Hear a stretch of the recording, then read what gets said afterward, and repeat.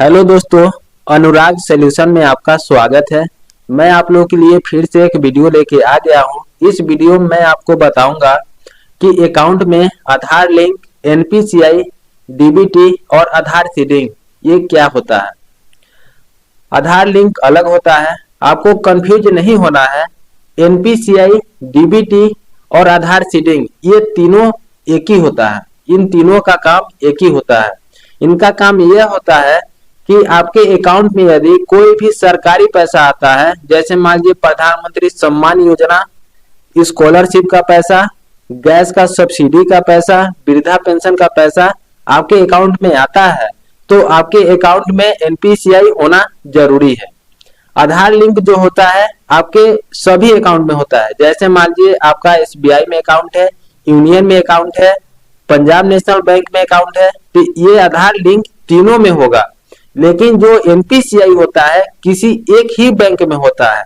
सरकारी पैसा जो होता है जिसमें आपका एनपीसीआई रहेगा उसी अकाउंट में पैसा आएगा, किसी दूसरे अकाउंट में पैसा नहीं आएगा। यदि आपको एक बैंक से दूसरे बैंक में चेंज करना है तो आप दूसरे बैंक में चेंज करेंगे तो पहले वाले बैंक से एनपीसीआई वो हट जाएगा, दूसरे वाले में हो जाएगा। किसी एक ही बैंक में आपका एनपीसीआई रहेगा।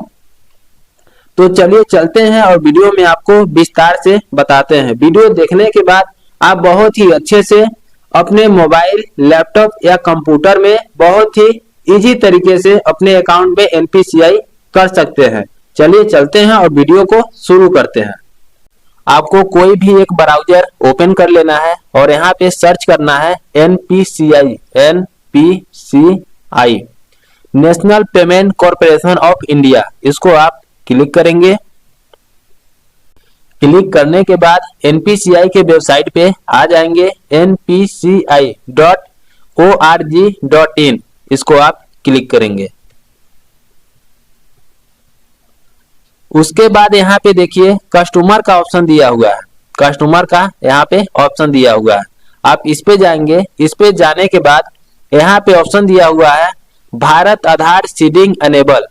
आप इस पे क्लिक करेंगे। एनपीसीआई का होम पेज ये आपका ओपन हो जाएगा। यहाँ पे देखिए ऑप्शन दिया हुआ है आधार सीडिंग या डी सीडिंग। सीडिंग का मतलब यहाँ भी एनपीसीआई ही मान लीजिए। जैसे यहाँ पे लिखा हुआ है आधार सीडिंग या डी सीडिंग।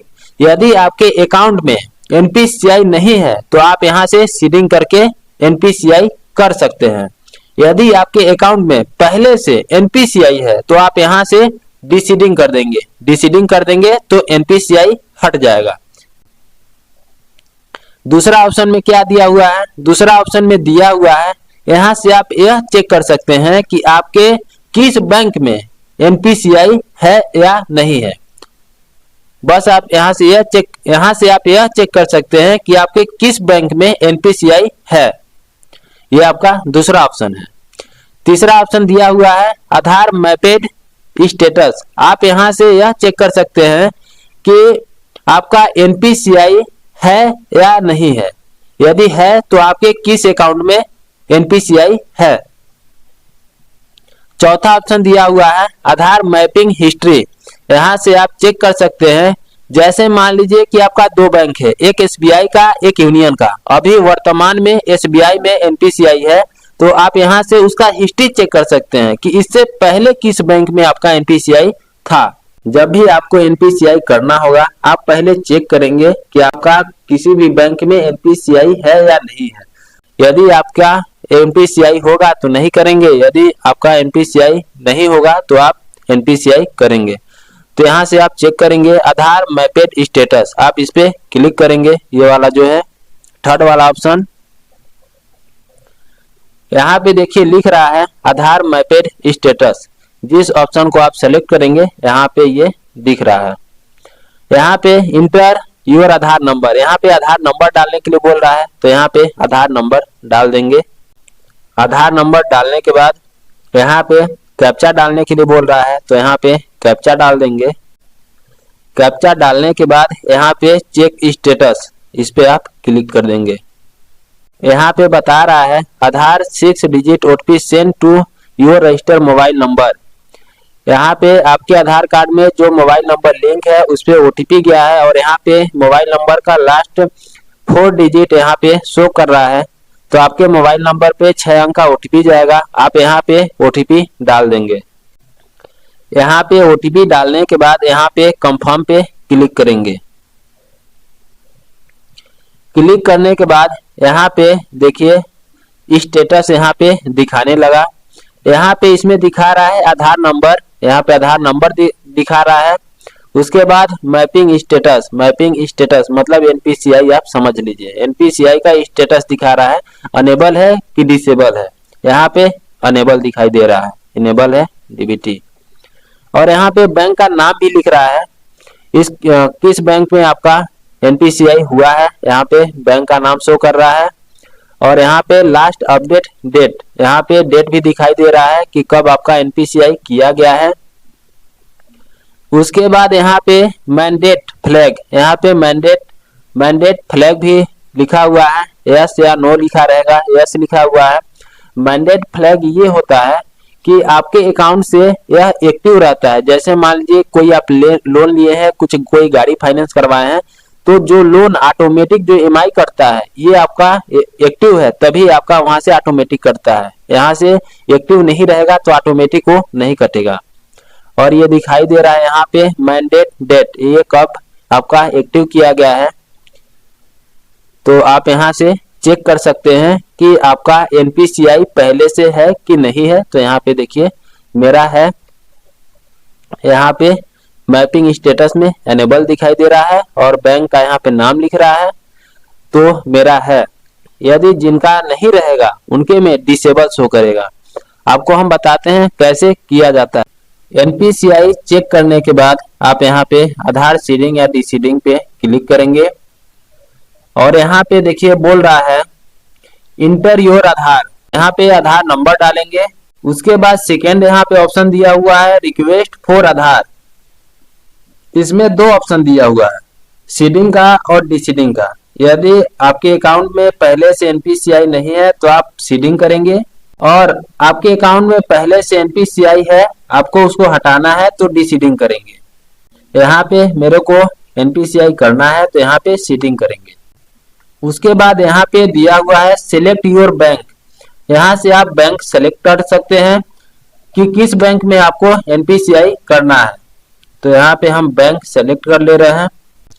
उसके बाद यहाँ पे बोल रहा है सीडिंग टाइप, यहाँ पे सीडिंग टाइप में 3 ऑप्शन दिया हुआ है। पहला ऑप्शन है फ्रेश सीडिंग, यदि आपके अकाउंट में पहले से एनपीसीआई नहीं है तो आप फ्रेश सीडिंग का ऑप्शन सेलेक्ट करेंगे। दूसरा ऑप्शन दिया हुआ है moment same bank with another account, यदि जैसे मान लीजिए आपका यूनियन बैंक है, यूनियन बैंक में 2 अकाउंट है, एक ज्वाइंट अकाउंट है, एक सिंगल अकाउंट है। आपके सिंगल अकाउंट में पहले से एनपीसीआई है, आप उसको ज्वाइंट अकाउंट में एनपीसीआई करना चाहते हैं, तो उस कंडीशन में आप सेकेंड वाला ऑप्शन सेलेक्ट करेंगे। तीसरा ऑप्शन दिया हुआ है movement from one bank to another bank, यदि मान लीजिए आपके नाम से 2 अकाउंट है, एक एसबीआई में एक यूनियन में, पहले से है यूनियन में तो आप उसको स्टेट में करना चाहते हैं, तो उस कंडीशन में आप movement from one bank to another bank का ऑप्शन सेलेक्ट करेंगे। तो हमको एक बैंक से दूसरे बैंक में करना है तो हम थर्ड वाले ऑप्शन को सेलेक्ट करेंगे। उसके नीचे जाएंगे, यहाँ पे आपका ऑप्शन दिया हुआ है अकाउंट नंबर, यहाँ पे अकाउंट नंबर डालने के लिए बोला है, तो यहाँ पे अकाउंट नंबर डाल देंगे। यहाँ पे अकाउंट नंबर डाल दिए। अकाउंट नंबर डालने के बाद यहाँ पे ऑप्शन दिया हुआ है कंफर्म अकाउंट नंबर, यहाँ पे दोबारा अकाउंट नंबर डालना है कंफर्म करने के लिए। यहाँ पे दोबारा अकाउंट नंबर डाल दिए कंफर्म करने के लिए। आप यहाँ से हाइड और अनहाइड भी कर सकते हैं। उसके बाद यहाँ पे कुछ कंडीशन है, इसको आपको टिक कर देना है।